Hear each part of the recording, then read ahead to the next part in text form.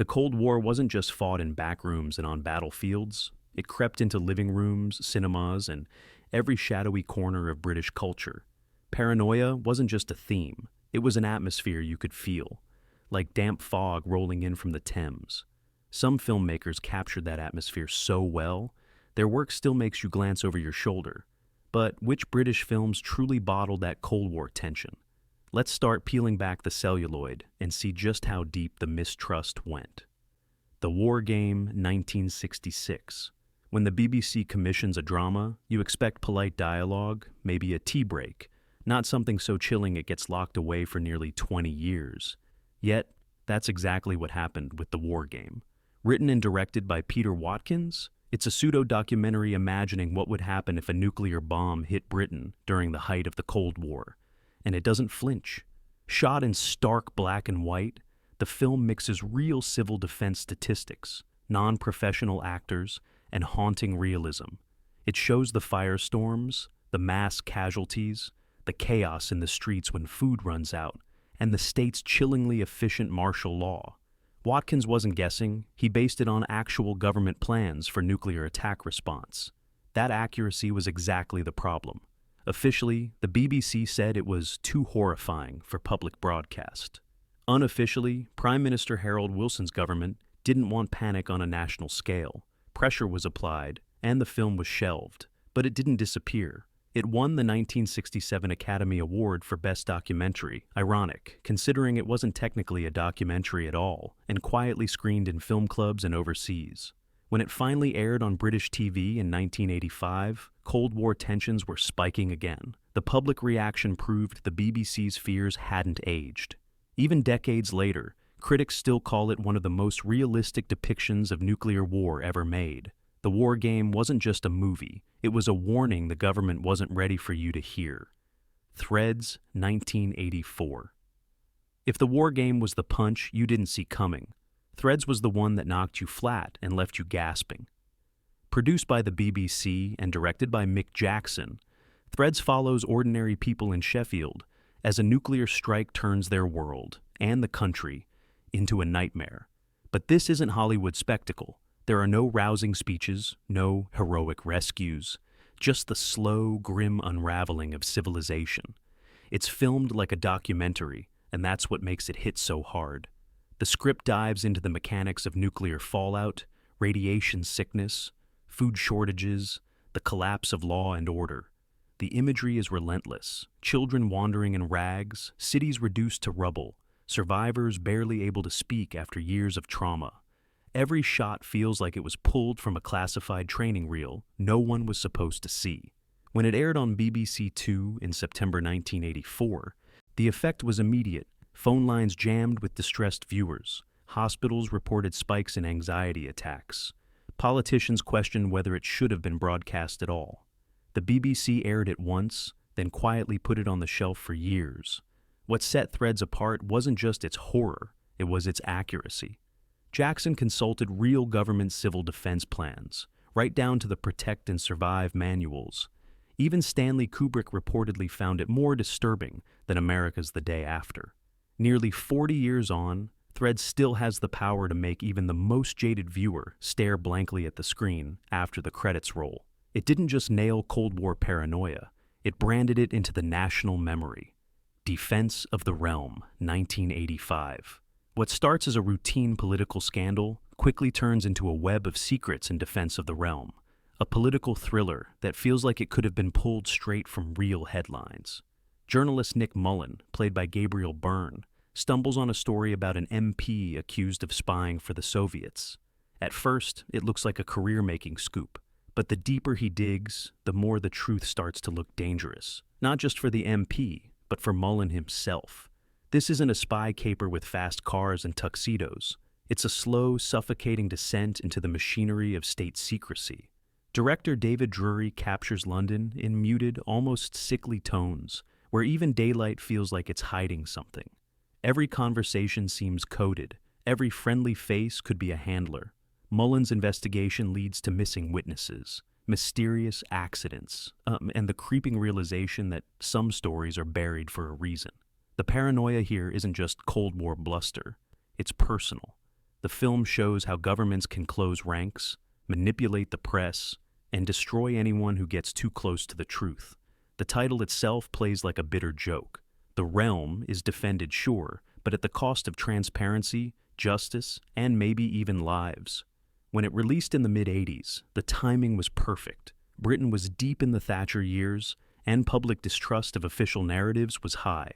Defense of the Realm tapped into that suspicion with laser precision. By the final scene, the viewer isn't just wondering what's true. They're wondering if they'd even want to know. The Spy Who Came In From the Cold, 1965. If James Bond was champagne and Aston Martins, Alec Leamis was cigarettes and cold rain. The Spy Who Came In From the Cold, based on John le Carré's classic novel, ripped the glamour out of espionage and replaced it with the damp, gray reality of the job. Richard Burton plays Liamas, a weary British agent tasked with pulling off one last, morally twisted operation in East Germany. From the first frame, it's clear this isn't a heroic tale. Burton's Liamas is bitter, exhausted, and more than a little broken. The mission he's handed to frame a powerful East. German intelligence officer is layered with lies on top of lies, and by the time the full plan reveals itself, the cost in human terms is devastating. Director Martin Ritt leans into the bleakness. No flashy action set pieces, no gadgets, just cold rooms, shadowy meetings, and the gnawing sense that no one in this world is truly innocent. The Cold War here is not an ideological crusade. It's a chess game where the pawns bleed just as red as the kings. When it hit cinemas, audiences expecting another Bond-style romp got a gut punch instead. Critics praised Burton's performance, calling it one of his best.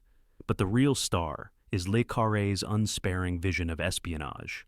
The ending doesn't tie things up neatly. It leaves you standing in the cold with Liamas, wondering if the whole thing was worth it. Spoiler, it wasn't. Callan, Wet Job, 1981. By the time Callan, Wet Job aired, British audiences already knew David Callan. The hit TV series Callan had established him as the reluctant assassin for a shadowy section of British intelligence, a man who'd rather be anywhere else, but was simply too good at killing to quit. This TV movie picks up with Callan in retirement, living in quiet obscurity. Naturally, that doesn't last. The plot kicks into gear when Callan is pulled back into service for one last assignment, a wet job, intelligence slang for an assassination. But unlike flashier spy stories, Wet Job focuses less on the mechanics of the hit, and more on the toll it takes. Callan's body is older, his reflexes slower, and his moral compass more conflicted than ever. The target isn't just another faceless enemy. It's someone who forces Callan to confront the ghosts of his own past. There's no chase through exotic streets or glamorous honey traps. The action unfolds in dim rooms, quiet pubs, and cramped flats. The places real spies might actually work. The tension doesn't come from gunfire, but from watching Callan calculate whether he can live with himself afterward. What makes Wet Job fit so perfectly into the Cold War paranoia canon is its honesty about the long game. The spy who survives isn't the one who outguns the enemy. It's the one who can outlast their own conscience. For Callan, that's the battle he may never win. The Whistleblower, 1986. You don't have to be a spy to get caught in the gears of the Cold War. Sometimes it's enough to just ask the wrong question. The Whistleblower begins with a tragedy. A young linguist working for British intelligence is found dead in what looks like an accident. His father, played by Michael Caine, isn't buying it. Caine's character, Frank Jones, is an ordinary man, a translator who spent years in the shadow of secrecy, but now he's thrust into a dangerous investigation of his own. As Frank digs deeper, the story shifts from personal grief to a conspiracy thriller. He discovers a world where loyalty to the service trumps loyalty to the truth, and where protecting national security means silencing those who might embarrass the establishment. Every lead he follows ends with a warning, or someone who suddenly stops talking altogether. The film thrives on its quiet tension. There's no race against the clock to stop a bomb. Instead, it's the creeping dread of realizing that the people you work for might be willing to destroy you to protect themselves. The Cold War setting adds an extra layer. Every misstep could be painted as treason. Every slip of the tongue as espionage. Michael Caine plays Frank with understated precision, letting the audience feel the weight of a father's loss mixed with a professional's dawning horror. And unlike many Cold War thrillers, The Whistleblower doesn't end with a triumphant reveal. The truth comes with a cost. And in this game, closure is just another casualty. The Fourth Protocol, 1987. If The Whistleblower showed how paranoia could crush an insider, The Fourth Protocol shows how it could spill over into the streets. Based on Frederick Forsyth's novel, it pits Michael Caine's MI5 officer against Pierce Brosnan's Soviet agent in a deadly cat-and-mouse game. The stakes? Nothing less than a nuclear device smuggled into Britain, designed to go off near a U.S. military base, a move meant to fracture NATO. From the opening scene, the film has no interest in playing subtle. Brosnan's character is cold, efficient, and terrifying in his precision. Caine's character, John Preston, is the perfect counter, pragmatic, methodical, and increasingly aware that the real enemy might be inside his own bureaucracy. The title refers to an unspoken agreement, the Fourth Protocol, that nuclear devices wouldn't be smuggled into other countries. Breaking it isn't just an act of aggression. It's an invitation to total war. The tension builds as Preston chases clues while superiors either drag their feet or actively obstruct him. Why? Because in Cold War politics, stopping the threat sometimes matters less than using it for leverage. By the time the climax arrives, the film has made its point. In this world, the line between protecting your country and playing politics with lives is dangerously thin. The Fourth Protocol nails Cold War paranoia by showing how a single spark could light the whole fuse, and how not everyone wants to put it out. The Ipress File, 1965. Forget the tuxedoed super spy. Harry Palmer, played by Michael Caine in the Ipress File, is a working-class intelligence officer more concerned with making ends meet than saving the world. He shops for his own groceries, wears thick glasses, and treats espionage like any other civil service job. Except in his line of work, people have a nasty habit of disappearing. Palmer is assigned to investigate the kidnapping of British scientists, only to uncover a sinister brainwashing program. But unlike the clean, glamorous worlds of other 60s spy films, the Ipress File is drenched in bureaucracy, mistrust, and double-dealing. Palmer isn't sure which side he's on half the time, and neither is the audience. Director Sidney J. Furie uses odd camera angles and claustrophobic framing to make the viewer feel just as hemmed in as Palmer. The film also delights in reminding you that intelligence work is often less about gunfights and more about pushing paper, with the occasional threat of a bullet in the back. When it came out, audiences expecting Bond-style escapism got something grittier and far more unsettling. The Cold War here isn't just fought between East and West. It's fought in the hallways of your own department, where career survival can mean turning on your friends. The Ipress File is proof that paranoia doesn't always come from the enemy. Sometimes, it's the guy at the desk next to you. A Very British Coup, 1988. What happens when the people elect a leader the establishment doesn't like? A Very British Coup, based on Chris Mullin's novel, answers that question with a paranoid political nightmare. Ray McAnally plays Harry Perkins, a steelworker turned prime minister who sweeps into office with a mandate to dismantle nuclear weapons, kick out U.S. military bases, and take on big business. The public loves him. The elites?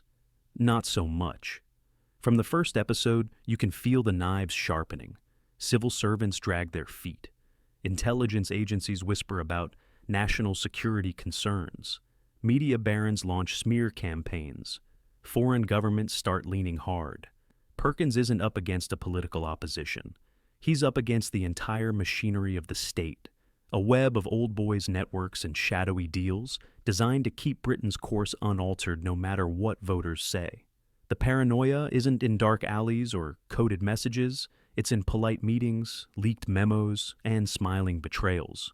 The coup, if you can call it that, isn't about tanks in the streets. It's about the slow, quiet removal of a man from power without the public even realizing they've been robbed. When it aired, A Very British Coup tapped into deep public suspicion about the power of unelected officials and the influence of intelligence agencies. By the end, the series leaves you asking a brutal question. In a system this entrenched, is democracy just a suggestion? Smileys People, 1982. The Cold War wasn't all explosions and high-speed chases. Sometimes it was a retired spy shuffling through old files, looking for one last truth. Smileys People, the BBC miniseries based on John le Carré's novel, brings George Smiley Alec Guinness out of retirement to investigate the death of an old agent. On the surface, it's just another loose end. In reality, it's the thread that could unravel an entire Soviet operation. Guinness plays Smiley with quiet precision, a man who never raises his voice but always gets what he's after. This is a world of patient observation, where information is traded like currency, and every conversation has two meanings. The enemy is formidable, but so are the dangers inside your own camp. Smiley knows that betrayal can come from anywhere, even from someone you've trusted for decades. The series is deliberately paced, letting the viewer sink into the gray tones of its world. Every location feels drab, every face tired, every victory Pyrrhic. There are no triumphant music cues, no clear good guys or bad guys, just professionals doing their jobs in a game where the stakes are measured in lives, not headlines. By the end, Smileys People shows that paranoia isn't a weakness in this world, it's survival. And Smiley, for all his reserve, is one of the few who knows how to live with it. Edge of Darkness, 1985. Part environmental thriller, part political conspiracy. Edge of Darkness takes Cold War paranoia and laces it with nuclear dread. It begins with Detective Ronald Craven, played by Bob Peck, investigating the murder of his daughter. At first, it looks like a random crime. Then Craven discovers she was involved with an environmental activist group targeting a nuclear facility. The deeper he digs, the more the lines blur between activism, espionage, and government cover-up. Intelligence agencies take an interest. Industrial bosses start making threats. And Craven begins to suspect that his daughter's death wasn't a coincidence. It was a message. The series blends personal grief with global stakes, showing how a single murder can spiral into an international incident. The nuclear facility isn't just a backdrop. It's a symbol of the dangers hiding in plain sight. The paranoia here is twofold: the fear of environmental catastrophe and the fear of a state willing to kill to protect its secrets. When Edge of Darkness aired, it hit a nerve. Nuclear power was already a divisive issue in Britain, and the series added a layer of espionage intrigue that made it feel disturbingly plausible. By the finale, you're left wondering whether the real danger comes from the bomb itself or from the people who decide when to use it. Who Dares Wins, 1982. Part action movie, part propaganda piece. Who Dares Wins takes Cold War fears and gives them a jolt of adrenaline. The plot follows SAS officer Peter Skellen, played by Lewis Collins, who goes undercover to infiltrate a group of anti-nuclear activists. But these activists aren't handing out leaflets. They're planning a violent takeover of the American embassy in London, complete with hostages and heavy weapons. The tone is unapologetically patriotic, portraying the SAS as Britain's last line of defense against a dangerous, ideologically driven enemy. Critics at the time couldn't agree on whether it was thrilling or absurd. The left saw it as a smear of legitimate protest movements. The right hailed it as a rallying cry for strength and vigilance. Either way, it played right into early 80s anxieties about infiltration, subversion, and domestic terrorism. Director Ian Sharp doesn't waste time with subtlety. The infiltration sequences are tense, the siege is violent, and the resolution is pure military precision. But under the surface, the film's real hook is its message. Threats can come wearing the mask of activism, and you'd better be ready to tear that mask off. Whether you see it as a cautionary tale or state-sponsored chest-thumping, Who Dares Wins perfectly captures a certain strain of Cold War paranoia, the fear that the enemy might already be inside the gates, smiling until the day they strike. Blake's 7, Star 1, 1979. Yes, it's science fiction. Yes, it's set in deep space. But the Season 2 finale of Blake's 7, Star 1 might as well have been scripted straight from a Cold War briefing room. In it, Rebel leader Raj Blake finally locates Star 1, the hidden control center for the galaxy's defense network, only to discover that sabotage is already underway. The saboteurs, an alien force planning to invade, using chaos as their entry ticket. The parallels to Cold War fears are everywhere. Star 1 is essentially the ultimate deterrent, a centralized system controlling every defensive move, and once it's compromised, everything falls apart.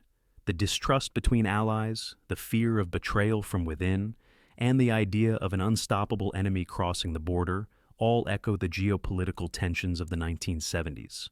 For a BBC production working with a modest budget, the tension is surprisingly sharp. The drama comes not from flashy effects, but from characters forced to decide who they trust and what they're willing to sacrifice to stop a larger disaster. Star One leaves you with that classic Cold War question. If your entire defense system depends on a single point, what happens when that point fails? In this case, the answer is both thrilling and terrifying. The Sandbaggers, 1978 to 1980, often called the thinking person's spy show. The Sandbaggers strips away the glamour of espionage and replaces it with grim reality. The Sandbaggers are an elite British intelligence unit who handle the most dangerous and sensitive missions. But instead of James Bond-style escapades, the series focuses on the political maneuvering, interagency squabbles, and bureaucratic knife fights that go on behind the scenes. Creator Ian McIntosh, a former naval officer with rumored intelligence ties, infused the show with authenticity that made it feel eerily plausible. Missions fail because of budget cuts. Agents are pulled out for political reasons.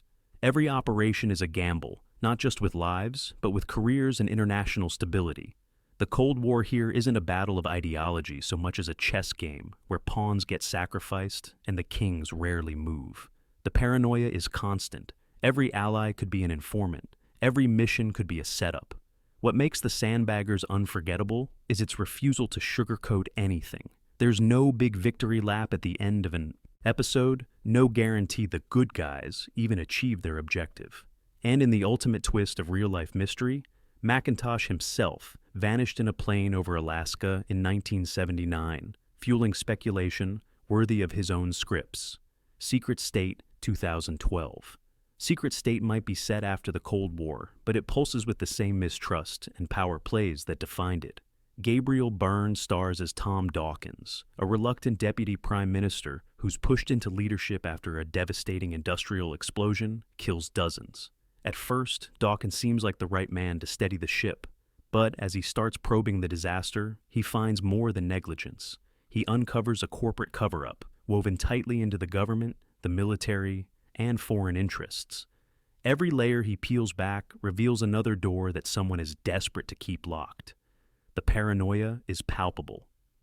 Dawkins is hemmed in by smiling enemies, shadowy meetings, and a political machine that chews up anyone who threatens its plans. The media spins stories to confuse the public. Allies turn cold overnight. Even supposed friends may be working for someone else. What makes Secret State feel like a Cold War classic in modern clothes is its focus on where power really lives. Not in public speeches, but in private rooms where a handful of people decide the fates of thousands. Dawkins learns quickly that truth is dangerous, and trust is the rarest commodity of all. By the final episode, the message is unmistakable. The Cold War might be history, but the tactics, the secrecy, and the manipulation never left. From nuclear nightmares to political chess matches, these films and series didn't just reflect Cold War paranoia, they bottled it, preserved it, and poured it back into our imaginations. Some made us cheer, others left us rattled, but all of them proved one thing. In a world built on mistrust, the truth is rarely safe, and safety rarely comes with the truth. Which of these would you dare to watch again? Let us know, and keep your eyes open.